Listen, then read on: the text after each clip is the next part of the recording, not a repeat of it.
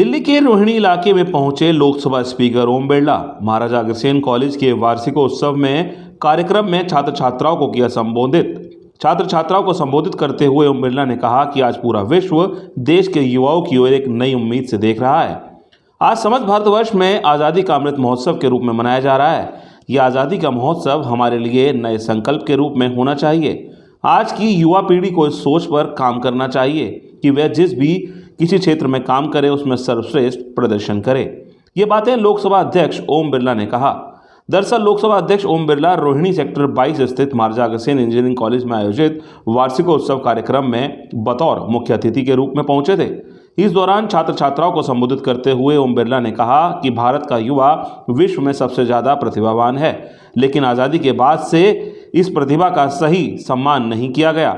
उन्होंने कहा कि अब समय तेजी से बदल रहा है और इस बदलते दौर में भारतीय विद्यार्थी सबसे आगे, पूरी दुनिया भारतीय युवाओं की एक तरफ नई उम्मीद के साथ देख रही है। इस अवसर पर Maharaja Agrasen institute of technology के संस्थापक डॉक्टर नंदकिशोर गर्ग ने कहा कि उनका संस्थान अग्रवंश के संस्थापक महाराजा अग्रसेन जी के दिखाए रास्ते का अनुसरण करते हुए समाज निर्माण और राष्ट्र निर्माण के कार्य में अनवरत लगा हुआ है। उन्होंने बताया कि महाराजा अग्रसेन तकनीकी संस्थान की गिनती आज देश के बेहतरीन शिक्षण संस्थाओं में से होती है और पिछले 23 साल के दौरान यहां से हजारों छात्र छात्राएं पढ़कर निकले हैं, जो आज उच्च पदों पर आसीन होकर राष्ट्र की सेवा कर रहे हैं। डॉक्टर गर्ग ने यह भी बताया कि यहाँ शिक्षा ग्रहण करने वाले छात्र छात्राओं को कोर्स की पढ़ाई के साथ साथ सांस्कृतिक मूल्यों की शिक्षा भी प्रदान की जाती है। लोकसभा अध्यक्ष ओम बिरला ने कार्यक्रम के दौरान बेहतर प्रदर्शन करने वाले छात्र छात्राओं को सम्मानित भी किया। गौरतलब है कि देश की आज़ादी के अमृत महोत्सव के तहत महाराजा अग्रसेन कॉलेज में वार्षिकोत्सव कार्यक्रम का आयोजन किया गया। इस कार्यक्रम के दौरान लोकसभा अध्यक्ष ओम बिरला के अलावा राज्यसभा सांसद ND गुप्ता भी मुख्य अतिथि के तौर पर पहुंचे थे। कार्यक्रम के दौरान सभी अतिथियों ने छात्रों को इस मौके पर नए संकल्प के साथ आगे बढ़ने का आह्वान किया। खबर लाइव के लिए दिल्ली से रोनित मौर्य के साथ दीपक ठाकुर की रिपोर्ट।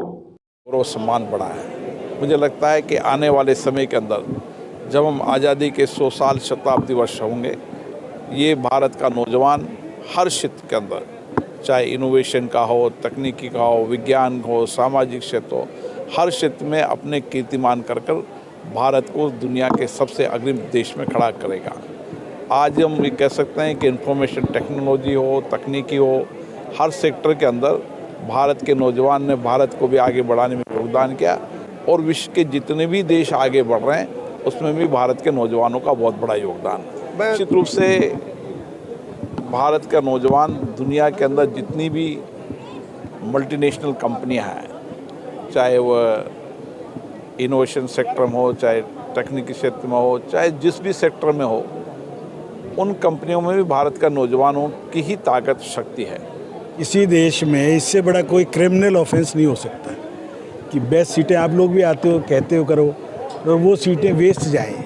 हम करें किसी से तो भरो भाई, वेटिंग लिस्ट रखो, यूनिवर्सिटी का काम है। जब 90% उन्होंने भरनी, 10% हमने, हमारी 10% हमेशा भरती है। 90 वाली में तुम नहीं भर पाए तो हम कह रहे भाई हमें बता दो, 4 दिन पहले बता दो, 2 दिन पहले बता दो, किसी का तो भला होगा। सेंटर का कोई दखल नहीं है इसमें, स्टेट ये की यूनिवर्सिटी है ये। इसमें बड़े सिंपल है, DTU और इनका काउंसलिंग ज्वाइंट कर दें।